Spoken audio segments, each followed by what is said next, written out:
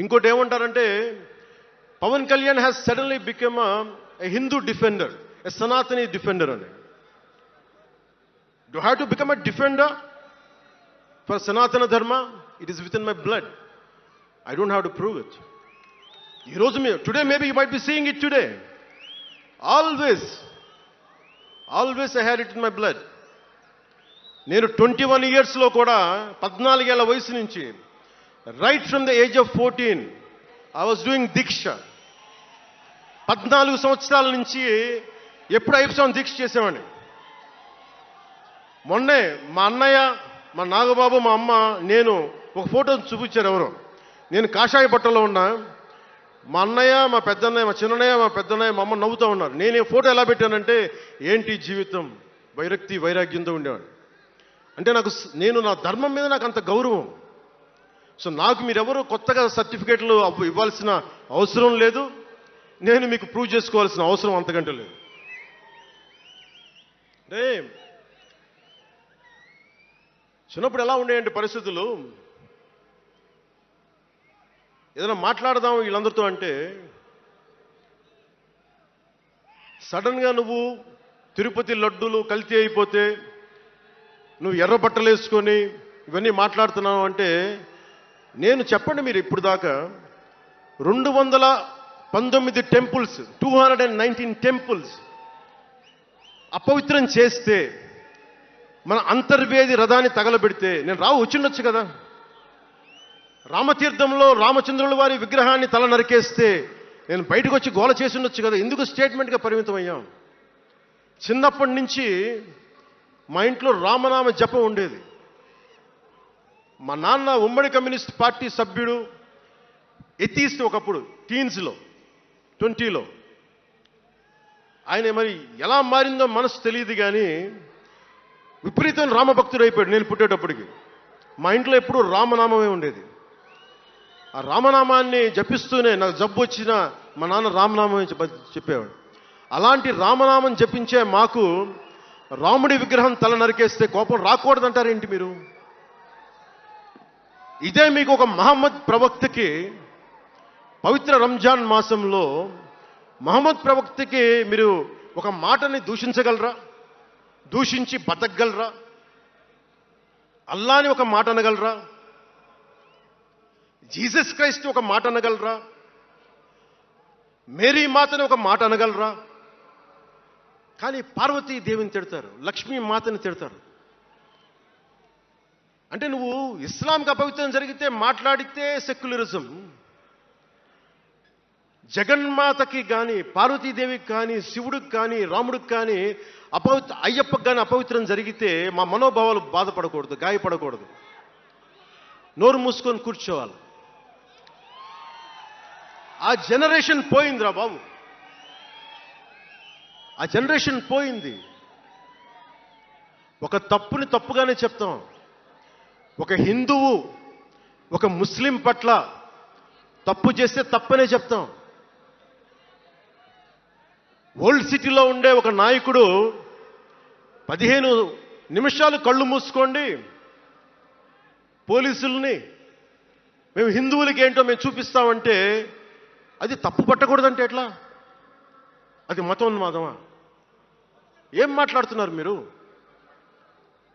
బతుకమ్మ బతుకమ్మ బతుకమ్మ అని చెప్పి బతుకమ్మ పాటని మీరు వెటకారం చేసి ఓల్డ్ సిటీ నాయకుడు మాట్లాడితే దాన్ని డిఫెండ్ చేసుకోవటం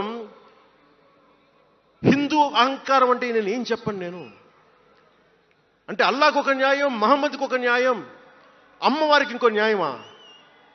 అలా కుదరదు బాబు. ఈ ధర్మం అందరికీ సమాన అవకాశం ఇచ్చింది. సనాతన ధర్మం ఉండబట్టే విజయనగర రాజులు మస్జిద్ కట్టించారు. సనాతన ధర్మం కాబట్టే బంగ్లాదేశ్ని హిందువుల రక్తంతో తడిపి బంగ్లాదేశ్కి విముక్తి కలిగించాం. ఈ చరిత్ర తెలుసుకుంటే కదా. దేశ విభజన జరిగింది. మీరు ఎంతమందికి తెలుసు దేశ విభజన కష్టాలు? మీరు సినిమాలు అరుస్తారు, అక్కడ తాగిపోయారు మీరు. నేను అక్కడ తాగలా. నేను అమితాబ్కి ఫ్యాన్ని. నేను చిరంజీవి గారికి ఫ్యాన్ని, కానీ దేశానికి అంతకంటే పెద్ద ఫ్యాన్ నేను. అంటే మీరు మనందరికీ బాబాసాహెబ్ అంబేద్కర్ గారి గురించి తెలుసు. First law minister of Bharat. ఎక్కడికి వెళ్ళినా ఆయనకి 100 అడుగులో, తెలంగాణకి వెళ్ళినా ఆంధ్రాకి వెళ్ళినా 100 అడుగులో ఇంకా పైన విగ్రహం పెట్టి మనం ఆరాధిస్తాం. మీకు ఎవరికైనా తెలుసా? అంటే సనాతన ధర్మాన్ని తిడతా ఉంటారు. మీకు ఎవరికైనా తెలుసా? పాకిస్తాన్ ఫస్ట్ లా మినిస్టర్ దళిత కమ్యూనిటీకి చెందిన జోగేంద్రనాథ్ మండల్. ఆయన పేరు ఎప్పుడైనా విన్నారా? ఎంతమంది వినుంటారు? ఆయన ఏ పరిస్థితిలో చచ్చిపోయారో తెలుసా? ఆయన, నేను భారతదేశాన్ని నమ్మను, పాకిస్తాన్ని నమ్ముతాను అంటే, అంబేద్కర్ గారితో సహా చాలామంది వద్దని చెప్పినా కానీ ఆయన పాకిస్తాన్కి వెళ్ళిపోయి దాన్ని బంగ్లాదేశ్లో చాలా హిందూ జిల్లాలు కలిపేసి, ఆయన దళిత కులాల నుంచి వచ్చిన వ్యక్తి, అందరూ ఆయన మాటలు నమ్మి ఆయన సమాజం హిందువులందరూ ఉండిపోతే, దేశ విభజన తర్వాత జరిగిన గొడవల్లో దాదాపు ఆయన కుటుంబంలో బంధువులందరినీ ఊచకోతకొచ్చి చంపేశారు. పాకిస్తాన్ లా మినిస్టర్గా వెళ్ళిన వ్యక్తి భారతదేశానికి తిరిగి కాందీసుకుడుగా వచ్చి చనిపోయారు ఆయన. అంటే ఏం చెప్తున్నది ఇది? 10-12% ఉండే హిందువులు పాకిస్తాన్లో, 10-12% ఉండే హిందువులు ఉండే పాకిస్తాన్లో, బలూచిస్తాన్లో అంతమంది ఉండే హిందువులు ఈ రోజున 1%-2% పడిపోయారు. బంగ్లాదేశ్ గొడవల నుంచి హిందువులు పారిపోతున్నారు. మన దేశంలో అలా జరిగిందా? ఎంత మర్యాద ఇస్తాం ఇస్లాంకి? నా దగ్గర ఉండే వ్యక్తులను అడగండి, ఇస్లాం పాటించే నా దగ్గర ఉండే నా సన్నిహితులను అడగండి. ఇది పవన్ కళ్యాణ్ గొప్పతనం కాదు, సనాతన ధర్మం నాకు నేర్పింది ఇది.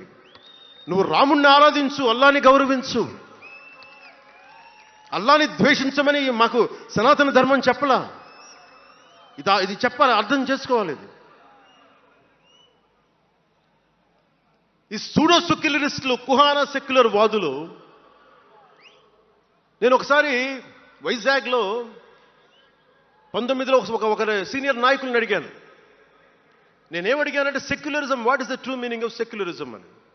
అలా మాట వచ్చి నేనేమడిగానంటే, మీరు ఒక హిందువు తప్పు చేస్తే ఖండించండి,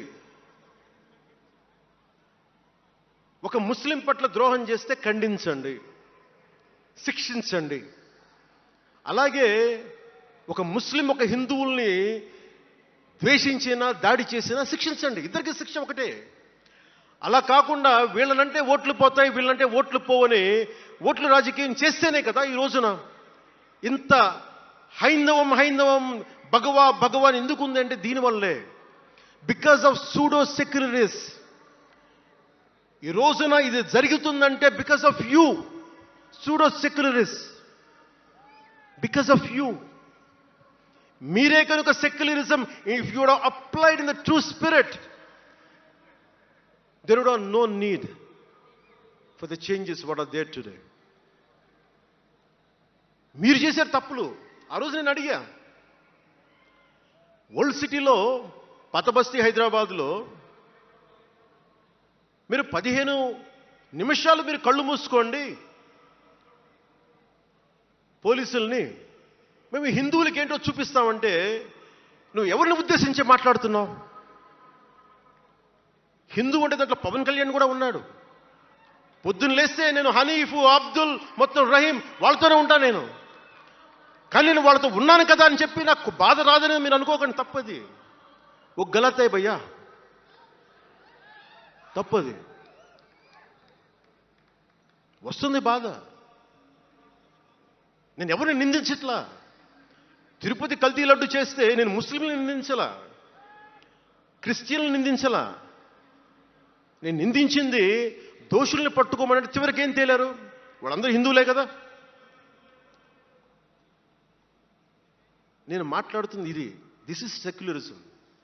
if there is true secularism, మన నాయకులందరికీ చెప్తున్నాను, మీ అందరికీ చెప్తున్నాను, true secularism should be applied in the true spirit, not for damn convenient vote bank politics. Don't do it. Janasena is not for it. ఒక తప్పుని తప్పుగానే చెప్తాం. అంటే నేను ఎందుకు చెప్తున్నాను మీకు ఈ మాట అంటే, నారాజు గాకుర మా అన్నయ్య, నజీరు అన్నయ్య, ముద్దుల కన్నయ్య, మన రోజు మనకుంది మన్నయ్య అన్నామంటే, డ్యాన్సులు చేశా మీ సరదా కోసం, 1 minute డప్పులతో దీంతో డ్యాన్సులు చేసి అది మీ సరదా కోసం. కానీ నా కోసం ఆ లిరిక్ రాసుకున్నా. దేనికి రాశాను? గుజరాత్లో ఆ మారణహోమం జరిగితే దానికి చాలామంది ముస్లింలు చనిపోతే బాధతోటి నా హృదయం స్పందించి మాస్టర్జీ అనే ఒక ప్రజా కవి చేత నేను రాయించాను ఆ పాట.